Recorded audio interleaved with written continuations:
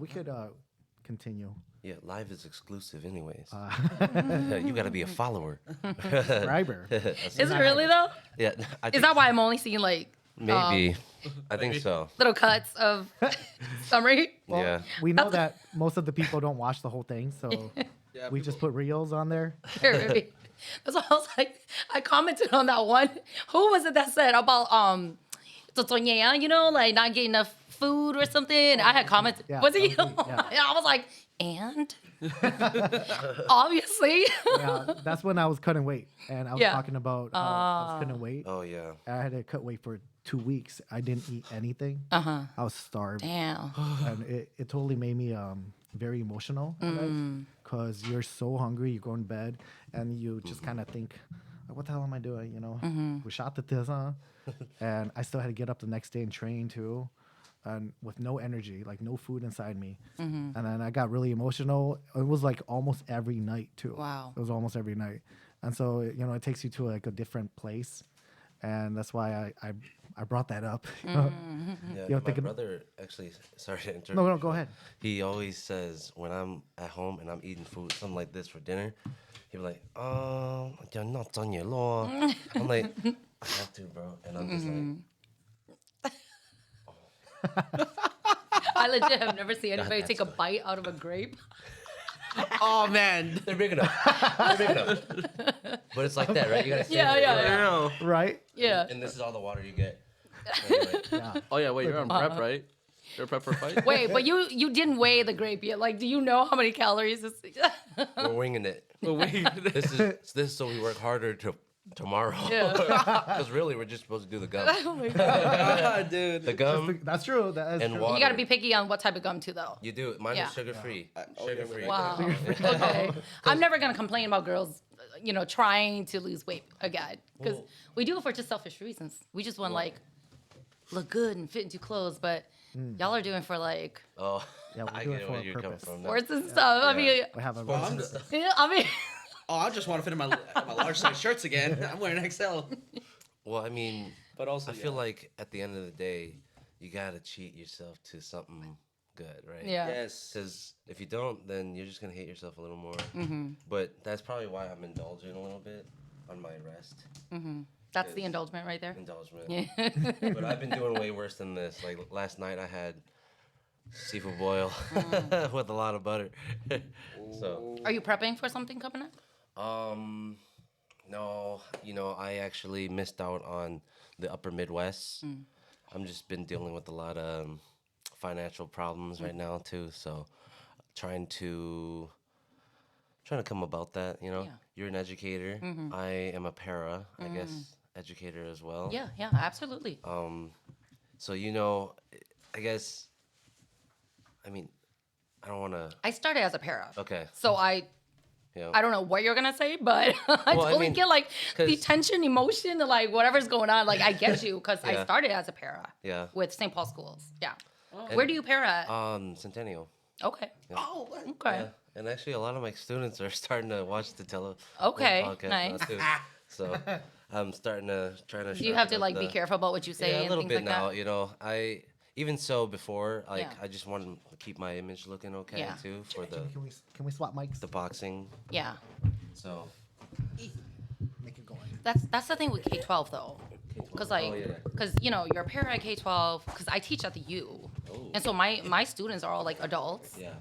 Um, Um, Yeah, so I don't have to like keep some type of image, and I should. Yeah. Well, my sisters, there's 6 of us, and in the past they've been like, I think you're supposed to look professional or whatever. I'm like, Because you're a professor now. yeah, I'm not professor level. Let's not get sorry, real professors don't get mad at me. I'm just at the U. Yeah, I teach at the U. So I direct the program, but I teach the courses, and because all my students are like adult students. So like on any given Thursday, I'll be like, okay, see you guys at Unison later, or, you know, like, okay, I'll be at Hmong House, you know. But if they are active students and they're still in my class, I won't like, you know, take shots with my students or things like that.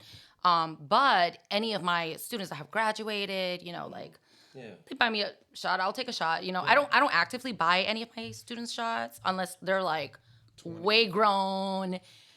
Well, most of you the know, time they should be colleagues buying you a not. shot. They They graduated. usually do. No, they usually do. Okay. Yeah, my students are Yeah. fantastic, and that's why I've been teaching for so long. I really love the community that I work with. You know, students. And you yeah. like to see the change, the development. Absolutely, yeah. That's the big part. It reminds me that I'm aging. Oh my gosh. Yeah, 'cause I'll see them and they'll like. No, I see when I started teaching, I was fresh out of my undergrad.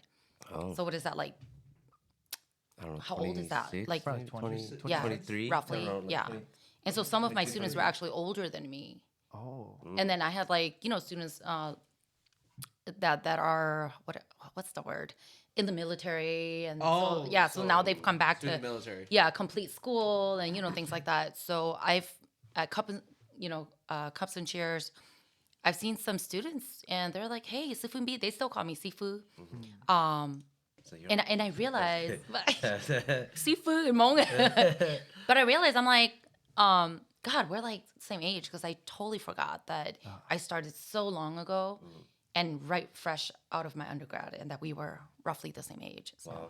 it's nice though. Yeah. Well, I mean, you're thinking cup half Half full? empty? Half empty full, no, or half half full. full? Cup always full. Always I full. don't know if I forget this whole half thing. Like, Well, it's just the downers. It's It's, about Yeah. the downers. Yeah, cup half empty means basically you always it's your perspective on life. yeah.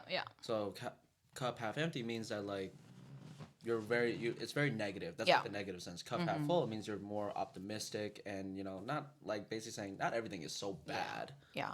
I mean, like, I guess my perspective on life is like, there's something in the cup. Yeah. What's in the cup?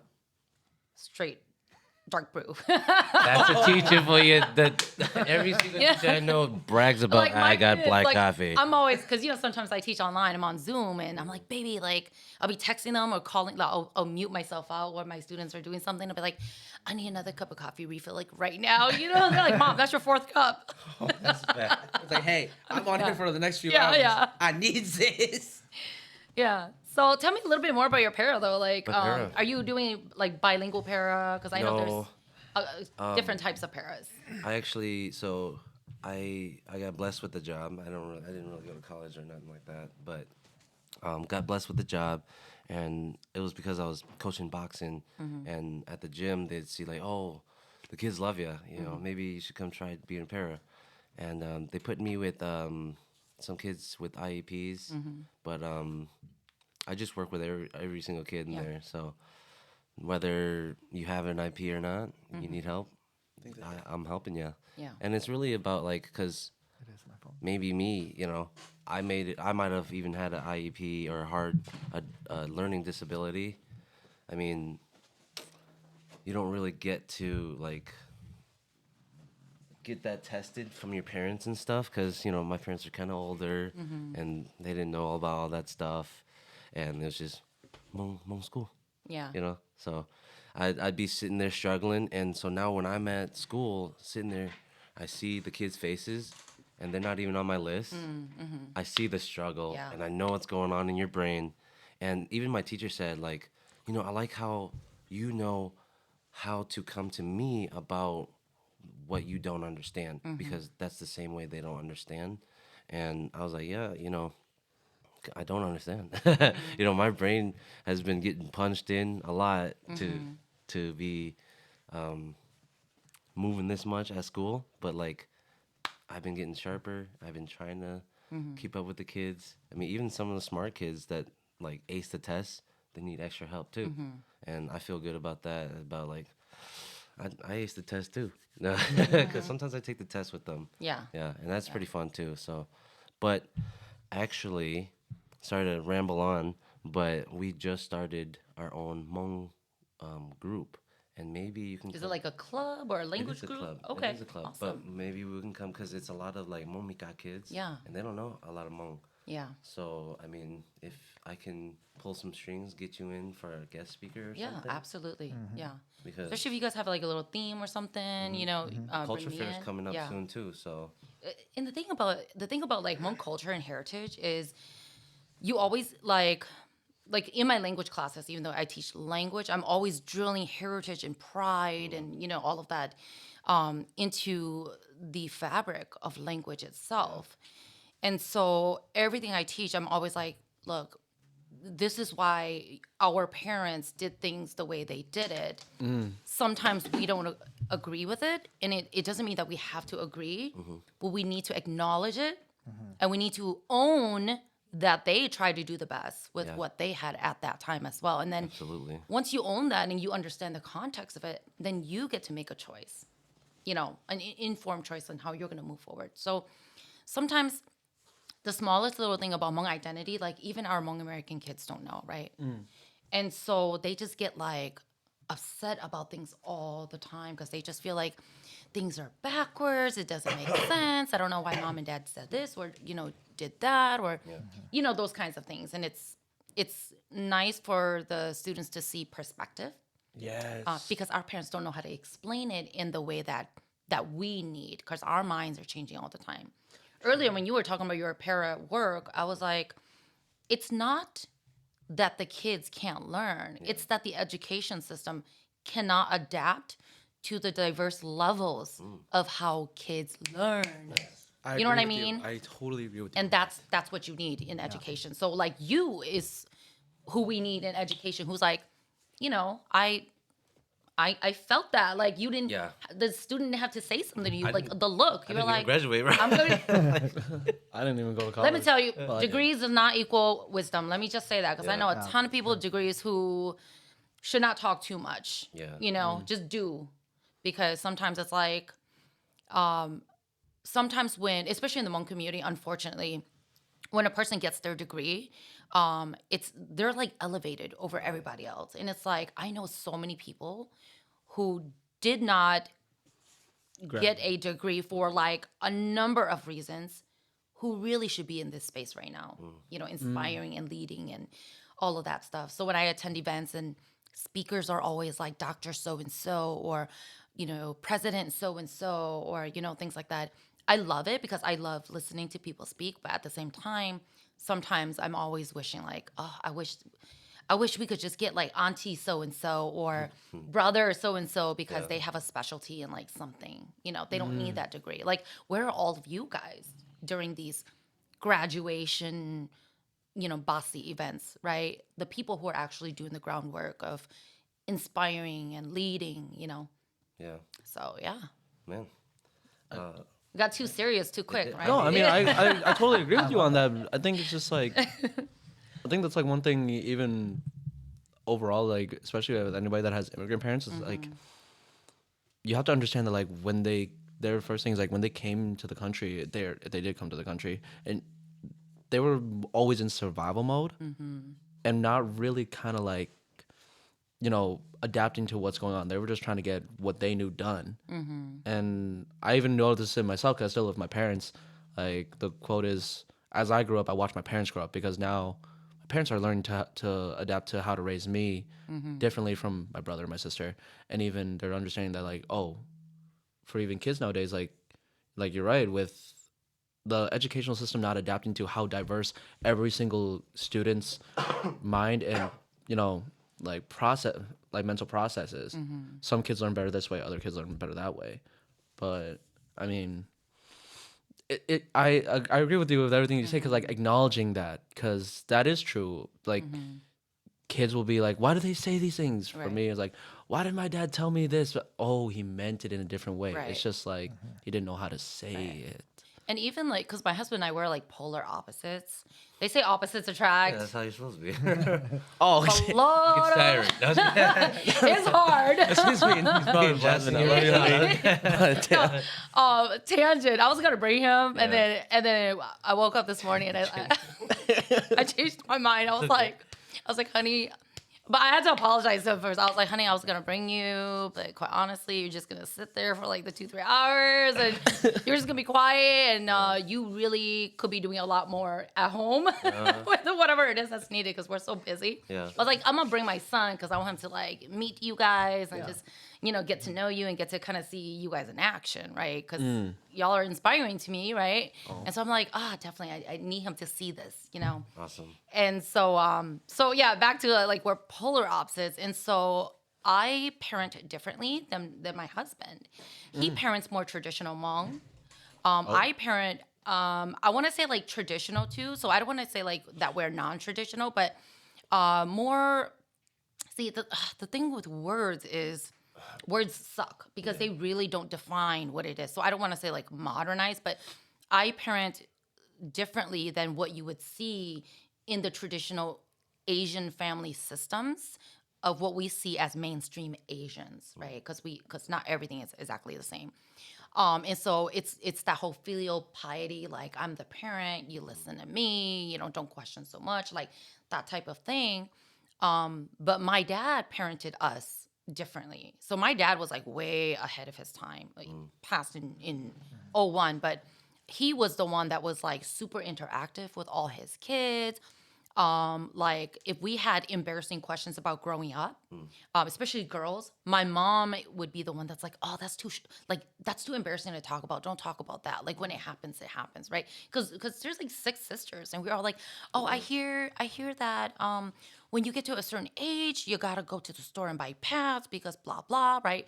So I'm totally women. I'm totally like female blessing your TeleHmong cast right now. I have 4 sisters, Yeah. so I mean it. Yeah. I never heard it from them. So Yeah. I'm I sure I learn this more is a about my story of- girlfriend at this point. So my mom was like, she's the traditional mom that's like, oh, like that type. And my dad, if he heard us, he'd be like,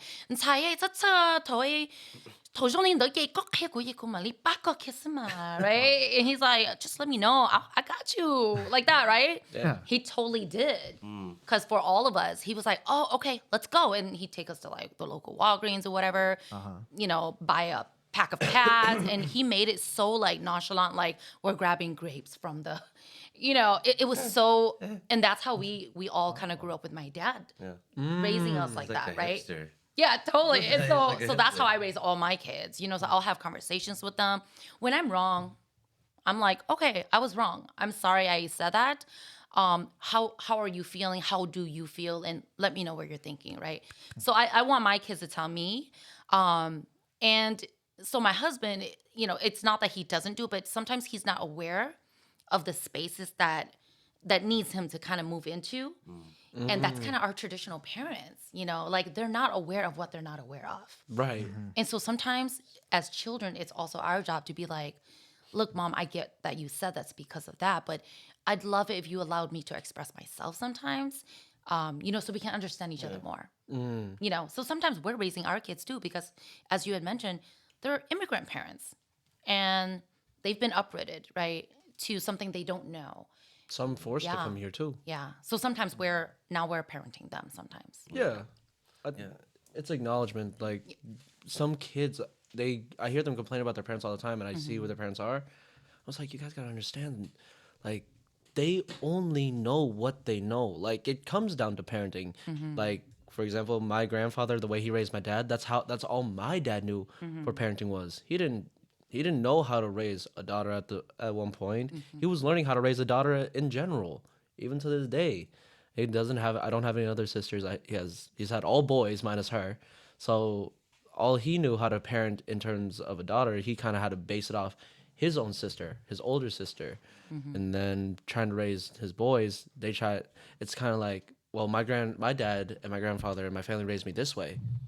But I have to understand that I'm no longer in the Philippines, so how do I raise a child here in this country? I think that's one thing that like a lot of kids nowadays, like when they complain about their parents, especially like, oh, they're too traditional per se.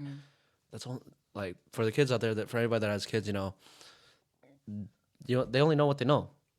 And you, like I said, you watch your parents grow up as you grow up when you have immigrant parents. But what were you gonna say, Jimmy? My bad. I totally forgot. Oh, actually, no. Like my dad's come a long way too. I'm proud of him. I love him. Same. He used to be that old traditional hardhead guy, and now he's a pastor and he's a changed, fluid man. That's Oh wow. and I love it. I mean, not that like I don't know. It's hard to say, but like I don't know. Love him. That's because we used to have like that relationship was like, man, he's not even my dad. F this dude, And then even like, I don't want to throw my family's problems out there either, but it's with every sibling too, So it's hard. And we've been on a great path. And he came to me one time. He's like, "Son, I just want to be your friend." And that's what really stuck with me. And even like today, like it goes back to my head. Like pops just want to be my pops. Yeah. So Yeah. and yeah. I love that. Thanks for sharing that. Yeah. And being vulnerable about, your own family journeys and stuff. Yeah. Like one thing I learned is, and God, I wish I remember where I learned this. I think I want to say maybe I've heard this or that this has been in the discussion a couple times. I can't quote exactly now, but from where exactly I heard it the first time. But our parents and we as parents, we are a new parent with every single child. Yes. And so sometimes kids don't get that too. They're like, how come you with this, how come with my brother or my sister you did this A, B, C, D, and how come with me, blah, blah, blah, Yep. And so for kids to understand that a parent is a new parent every single, like your mom and dad have never had a child before until you. So now they're parents. Yeah. Well, they've never had two kids ever before until, if you're the second child, they've never handled two kids before. So now they're new parents all over again. Well, now there's a third child, or maybe there's a different gender, or, so a parent is always, always a new parent. Doesn't matter how many kids you've got, because you've never done that before, and now you're managing that, right? So for parents to really understand that about themselves, and then for kids to also understand that will like really bridge a lot of the differences. And then the way I raise my kids, I always tell them, like, do not compare yourselves to your siblings. And I say that to my students too, like because they're my kids. I'm like, you guys are in this class. You're from very different journeys. Yeah. You're taking the class for very different reasons. You have very different lives. Do not compare yourselves to anybody else except for what I need you to achieve in class, right? Okay. Let other people inspire you, but don't be like, okay, John just got up and did like a great 5-minute speech. Ooh, now I don't want to go up. Like, no, not that ever, right? Yeah. You just go up and do your best. So for my kids, I'm like, don't ever say, oh, how come she got a cell phone when she was 16 and I have to wait till I'm 17? Or how come he could date? And these are like legit conversations my kids have had. So sorry, kids. But, I've had a child that be like, Same thing. how come I couldn't date at 16 and, he could date at 16? And here's my answer. I'm like, don't compare yourselves to your siblings, period. You are who you are. If you were ready at 10, you'd be dating at 10, okay? But you weren't ready until 17. So I'm like, Fair, if you fair. say, how come I didn't get a cell phone at 13, but she did? Well, she was ready at 13, and her life circumstance, including mine at that time, like where I was working, me needing her to have that cell phone, it's different. So don't compare yourselves at each other. Don't look at numbers.